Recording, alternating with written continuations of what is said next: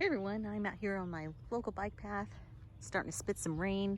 Been kind of a blah weekend, but I definitely don't have a blah bike. This is the Aventon Aventure. This is brand new, and I got this earlier this past week, and I bought it I think the day after it was announced, and within less than a week it was already sold out on the website. This is the Step-Thru version, of course, and it comes in two different frame sizes. I have the small medium. You see the little sticker there, and it also comes in medium, large, and then there's also a high step version that there's small, medium, and large. So you have different options and frame sizes, which is terrific. I mean, a lot of e-bikes at this price point, below 2,000, most of them don't offer different frame sizes, and this is a big plus with Aventon that they do offer that with, I think, all of their models, pretty much, most of them anyway. And this also is the first Aventon model that does have integrated lights. We've got the front light here, and then we've got the built-in light here into the frame, which is kind of cool, and it does get brighter when you apply the brakes, even if you don't have the lights turned on. It's not on this side though. I kind of wish it was, but I can see why they put it on the left side, because when you're riding along the right side of the road, cars are going to be able to see you. And really a nice looking bike. It's got these huge tires, 26 inches by 4 inches. It's definitely a fat tire e-bike. Definitely made for about any kind of terrain you can think of. It is a heavy bike though. This is 73 pounds, and you definitely feel it. When I was taking it out of my garage, I got a little bit of hill I have to go up to get into my garage. Yeah, I can feel the weight with this bike. When I'm riding it, not so much. It is capable of speeds of up to about 28-30 miles per hour if you unlock that through the display here, and it does have this nice display. The top speed for throttle is about 20-21 miles per hour, but I do love this display on this, mostly because it's just so easy to change your settings, or just kind of clear out, you just like clearing out the trip date is something you're going to do kind of frequently. You can easily get to that. You don't have to remember like different key combinations and all that jazz. Very easy to just go through here, change the screen brightness if you wanted to, set your units, miles per hour, kilometers per hour, the speed limit, and for that I had set up, hit the highest 51 kilometers per hour, so which gets you about 28 to 30 miles per hour. And whoops, let me go back here. And then it's got the system info, and you can also connect to an app, which I do have on my phone, and that you can use that app to kind of record your rides and see your ride on a map afterwards.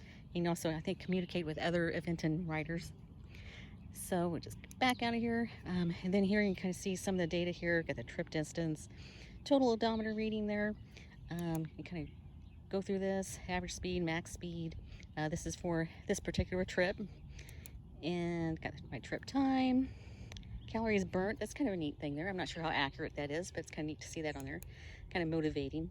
And it also has the CO2 reduced, and then trees saved. Okay, I'm a tree hugger, so I like that. I don't know how accurate that is, but it's something to kind of remind people that when you are riding an electric bike, instead of driving your car, it's good for the environment.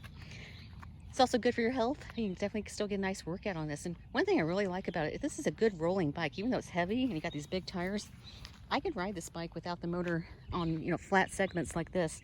It's very doable. Of course, you get on any kind of hill, you're definitely going to want to use the motor. But yeah, on those flat stretches, it's very good for just pedaling without the motor. And I think a lot of that's due to the gear ratio. I believe this is 12 to 32, I think. I hope so.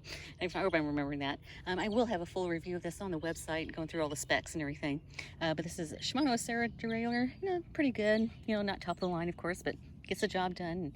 I did have to do a little bit of adjustments on it, which was really easy to do. Now I got it going pretty smoothly. And you can check on YouTube for videos of how to do that. Luckily, it was very simple fix what I had to do. And this is matched up with a trigger shifter here, which I really like. These are kind of my preferred shifters instead of the ones that are just, you got your thumb ones. They're kind of more generic. These are definitely nicer than that. And it also has the hydraulic disc brakes, 180 millimeter rotors. This is Bengal Aries. I'm not really familiar with this brand, but they seem to be doing the job. I think I like the Step-Thru better, but they are doing the job. And I do like the grips on here. These are locking grips, so they're not going to twist around on you. But I do notice after riding a while, they get a little bit uncomfortable, so I would wear some riding gloves with it. We got the throttle over here, our thumb throttle. And again, oh, and I do like the light switch on here. I mean, you just got a single button that you push to turn on and off the lights. You can see it there on the display. It will let you know that you have the lights on.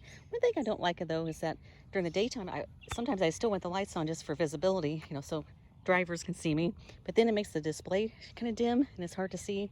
So I wish there was a setting that you could still have a brighter display even when the lights are on. But definitely not a deal breaker or anything.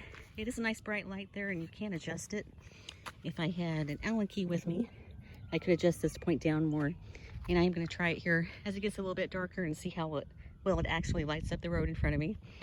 Pretty comfortable seat here, but what I like about this, especially with these small frame size, that I can get a suspension seat post on this, and that's usually not even an option with most bikes because of my height. I'm only 5'1", so most seat post or the tube here would be, you know, stop up here somewhere, and then you add a suspension seat post that would add another 5 or 6 inches maybe, and then it'd be just too tall for me. So this is great. You know, if you're a shorter rider, you're going to also be able to use a suspension seat post, and that is awesome.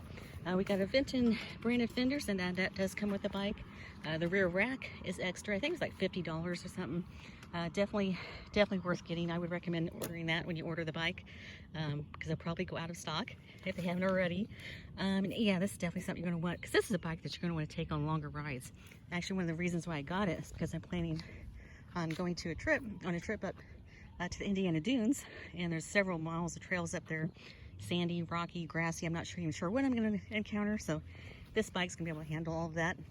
And I also got the front rack, but I just don't have it installed now because when I'm riding my local bike path, I don't really need it. I'm not carrying that much with me. And I did add the mirror. I did add that mirror here. It's doing pretty good. Doing still a little bit more adjustments with that. But overall, I'm really pleased with the bike. Definitely this fat tire. I am going to compare it against the Hemingway Cruiser, which I rode a couple weeks ago. And I have to say, I think the Hemingway is a little bit faster. I kind of like that about it. This is a little bit more tame until you get up to those higher pedal assist levels, of course. But yeah, I'm gonna have some riding footage for you in the next video. I'm just out here on a Sunday evening. Wanted to get some little video of it. If this is a bike that you're considering buying, it does have the integrated battery here, 48 volts, 15 amp hours, and it is removable. We got the charging port down here. It is a little bit difficult to get that in there. I kind of a little bit of trouble with that, but again, that's nothing too major there. The pedals here are good. I don't really feel a need to change them. I got the kickstand, doing a good job.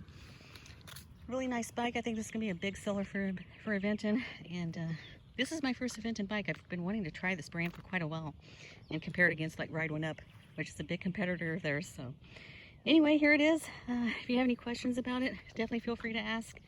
I am gonna have some, again, I'm gonna be taking this on some longer trails and getting some footage of trails all around Illinois, especially. Kind of scouting out trails and seeing what's out there, what's worth going to. First, I got to get a hitch on my car. I got a new car, and I got to put a rack on there. Make sure I have a rack that's going to be able to hold this beast. So anyway, this is it.